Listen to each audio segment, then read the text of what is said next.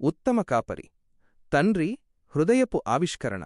Bible గ్రంథమంతటా దేవునికి, ఆయన ప్రజలకు మధ్య ఉన్న సంబంధాన్ని వివరించే అత్యంత మధురమైన ఉపమానం కాపరి, గొర్రెలమంద.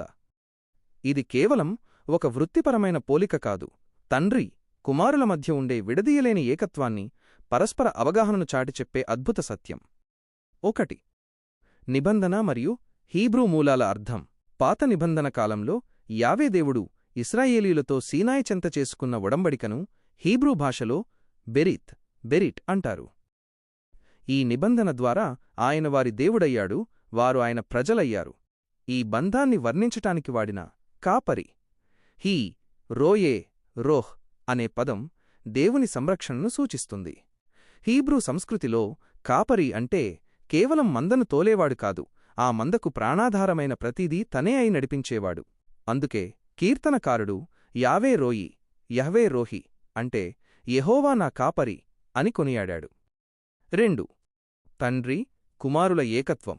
కాపరిగా క్రీస్తు. నూతన నిబంధనలో ఈ ఉపమానం యేసుక్రీస్తు ద్వారా పరిపూర్ణత పొందింది. గ్రీకు భాషలో కాపరిని పోయిమెన్ అంటారు. యేసు తనను తాను మంచి కాపరిగా చెప్పుకోవడంలో తండ్రి అయిన దేవుని చిత్తాన్ని నెరవేర్చడమే ప్రధాన ఉద్దేశ్యం. సంపూర్ణ ఏకత్వం. నేనునూ నా తండ్రియునూ ఏకమయ్యున్నాము. యోహాను 10:30 అని ప్రభూ సెలవిచ్చారు. కాపరి తన గొర్రెల కోసం పడే ప్రతి ఆరాటం వెనుక తండ్రి హృదయపు తపన దాగి ఉంది. మార్గము మరియు ద్వారము. గొర్రెలు సురక్షితమైన ఆవరణలోకి వెళ్లడానికి ద్వారం క్రీస్తే. యోహాను 10:7. తండ్రి యొద్దకు వెళ్లడానికి కుమారుడైన క్రీస్తు తప్ప వేరే మార్గం లేదని ఇది నిరూపిస్తుంది. కాపరి గొర్రెలను బయటకు నడిపించేటప్పుడు అవి తన స్వరాన్ని బట్టి అనుసరిస్తాయి.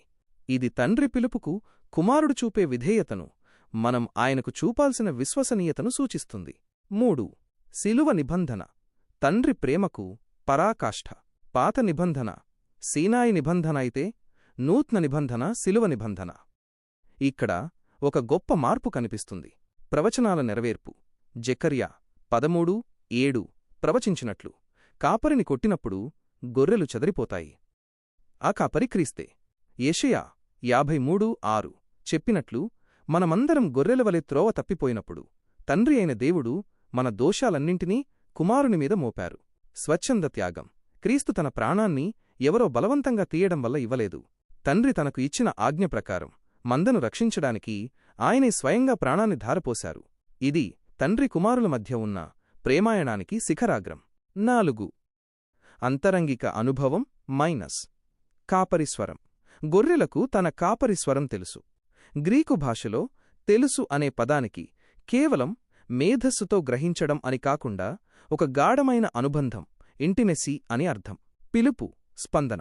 పునరుద్ధానమయ్యాక యేసు మరియా అని పిలవగానే ఆమె తన కాపరి స్వరాన్ని గుర్తుపట్టి ప్రభూ, రబ్బూని అని స్పందించింది.